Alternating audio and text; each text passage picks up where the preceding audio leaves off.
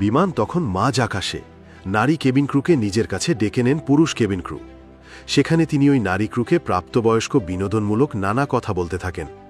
প্রতিবাদ করায় পুরুষ কেবিন ক্রু বলেন, আমি তোমাকে আমার বিছানায় ডাকছি না।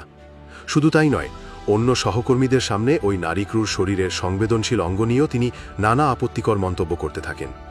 চাঞ্চল্যকর এই ঘটনাটি ঘটেছে বিমান বাংলাদেশ এয়ারলাইন্সের BG0147 ফ্লাইটে। অভিযুক্ত এই পুরুষ কেবিন ক্রুর নাম আব্দুর রহমান সুমন। তিনি বিমানের ফ্লাইট পার্সার পদে নিযুক্ত।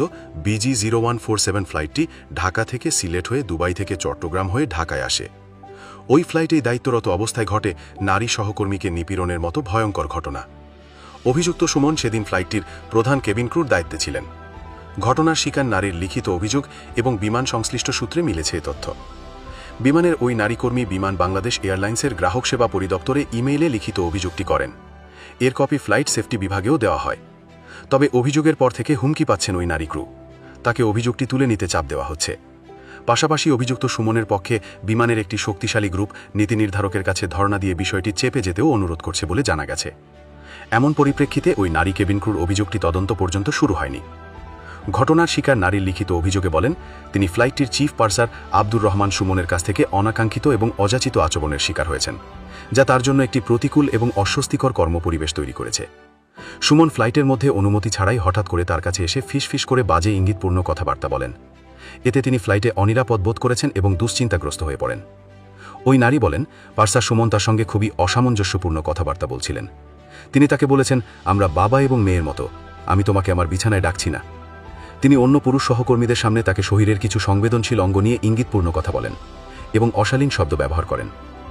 অবশ্য অভিযুক্ত আব্দুর রহমান সুমন কালবেলাকে বলেন, অভিযোগের বিষয়টি আমি শুনেছি, কিন্তু কি অভিযোগ জানি না। অফিস থেকে আমাকে কিছু জানায়নি। অভিযোগের বিষয় জানালে তিনি বলেন, ফ্লাইটে অভিযোগ দেওয়ার মতো ঘটনা ঘটেনি। বিমানের ফ্লাইট পার্সার বিভাগের একজন কর্মকর্তা কালবেলাকে বলেন, ঘটনাটি বিমানের সবাই জানেন। লিখিত অভিযোগ পাওয়ার পর অভিযুক্ত সুমনকে টানা 5 দিন দায়িত্ব থেকে বাইরে রাখা হয়। তবে বিমানের কেবিন ক্রু ইউনিয়নের কিছু শক্তিশালী নেতৃত্বের চাপে তাকে ফের ফ্লাইটে দায়িত্ব দেওয়া হয়। শুধু তাই নয়, নারী নিপীড়নের মতো ঘটনায় অভিযুক্ত হয়েও ঢাকার মতো গুরুত্বপূর্ণ ফ্লাইটে তাকে দায়িত্ব দেওয়া হচ্ছে।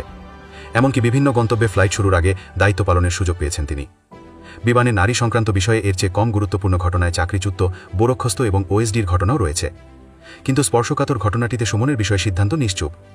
এমন পরিস্থিতিতে বিমানের নারী কর্মীদের মধ্যে কর্মক্ষেত্রে আতঙ্কের সৃষ্টি হয়েছে। নিয়ম অনুযায়ী সংশ্লিষ্ট বিভাগ থেকে নিপীড়নের অভিযোগটি বিমানের সংশ্লিষ্ট নিপীড়ন প্রতিরোধ কমিটিতে পাঠানোর কথা থাকলেও তা পাঠানো হয়নি। সুমন প্রভাবশালী হয়ে উল্টো সেটি ধামাচাপা দেওয়ার চেষ্টা চলছে। বিমানের মুখপাত্র এবং জনসংযোগ বিভাগের মহাব্যবস্থাপক ABM রোশন কবির কালবেলাকে বলেন, ঘটনাটি প্রাথমিক যাচাই রয়েছে। বিমানের ফ্লাইট সার্ভিস সূত্র বলছে, এর আগেও ফ্লাইট পার্সার সুমনের মাধ্যমে নারী হয়রানির বিষয়ে বিভিন্ন সময় নারী কাস্টমার সার্ভিস বিভাগে অভিযোগ দিয়েছিলেন। চাকরি জীবনের শুরুর দিকেও এক নারীকে হয়রানির ঘটনা বিভাগীয় শাস্তির মুখোমুখি হতে হলো তাকে।